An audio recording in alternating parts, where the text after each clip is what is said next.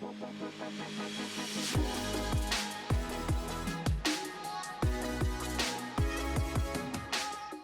everybody, welcome back to The Future Is You. I'm your host, Alex Milanese, and I'm a teacher right here in West Virginia. You know, one of my favorite parts about career and technical education, or CTE, are the incredible opportunities that we give students every day. That's why we're here today at Wheeling Park High School.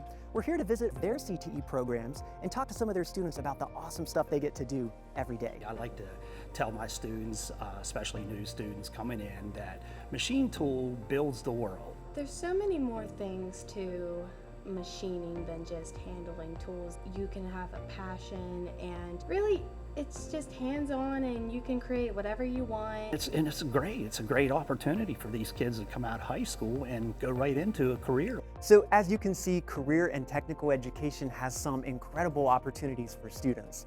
If you'd like to find out more information, check out our website at careertechwv.com.